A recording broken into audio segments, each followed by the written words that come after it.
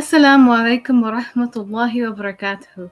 My name is Faria Rahman, and I will be your host for MCMN Roulette, where we introduce our audiences to the wonderful Canadian Muslim professionals. Today we have Sheikh Musleh Khan, who is an Imam and Resident Instructor at the Islamic Institute of Toronto, who completed his Islamic studies at the Islamic University of Medina. Sheikh Musleh has been very active conducting khutbahs, classes, lectures, and conferences, as well as various Islamic intensive programs. Assalamu Alaikum, Sheikh Musleh. Great to have you here today. Please feel free to tell us a little bit more about yourself. Wa alaikum assalam wa rahmatullah. Thank you very much, Sister Faria, for having me here. It's wonderful to be here on your platform.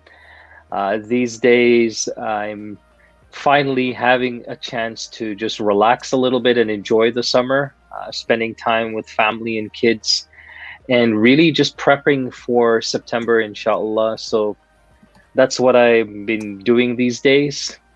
And in terms of myself and what I enjoy doing, I'm a very outdoor kind of person. So any chance I get to be outdoors, that's what I'm busy with these days, alhamdulillah.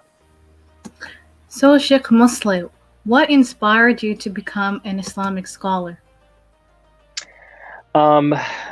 It would have to be when I first started to memorize Quran. So I was around 18 years old, I believe, and I just started memorizing. And I don't know where, I don't know how. It's just one of those things where this incredible thirst and desire to learn started to develop in me. And I was never this kind of person in high school. I was never this kind of person as a student. But I just wanted to learn about my religion. And before you know it, I had an opportunity to go for Hajj that same year. So I paid my way through and I went to Hajj. When I got there, I met a cousin of mine who was a student in Islamic University. He told me, hey, look, since you're here for Hajj, why don't we just go to the university? Let me show you around and maybe you can apply. You'd be a good candidate. So I went through the process, I applied, and before you know it, I got accepted. So I would say the thing that triggered all of that was really when I started to read and memorize Quran on my own. That desire just developed from there.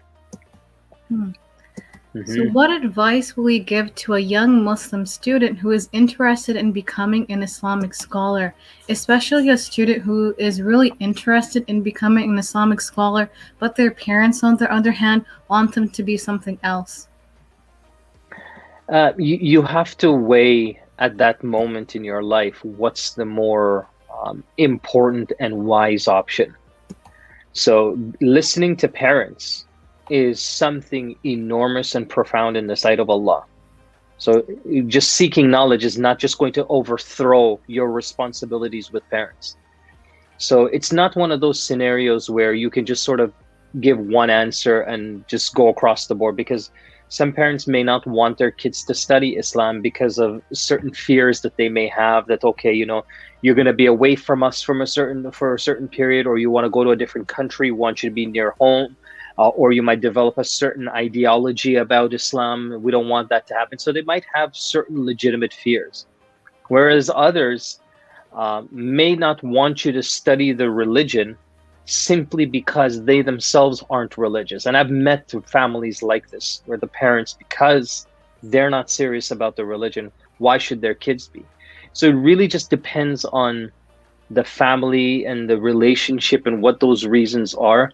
But generally speaking, anybody who wants to sort of delve into Islamic studies further and really go into detailed method of studying should by all means pursue that, but also consider the family and the surroundings that they belong to. That's part of their decision, especially when you're thinking of pursuing religious studies abroad. You don't make that kind of decision on your own. You should also consult with the family and hear their feelings, and that should have a really strong influence on your decision. So during your time studying Islam, you have learned under many talented and prominent scholars. Who was your favorite teacher, and why were they important to you? So this, I guess, would be relevant to my time in Medina, Yes. right? So my time in Medina, I have never, until this day, met somebody like the great scholar of jurisprudence and fiqh. He is also the primary resource for fiqh-related issues of Medina, and he is none other than Sheikh Muhammad Mukhtar al-Shanqiti. He's still alive, alhamdulillah, and may Allah subhanahu wa ta'ala preserve him. This was a scholar who was teaching in the Prophet's masjid, and he had his own seat, like all the teachers do, all the scholars do.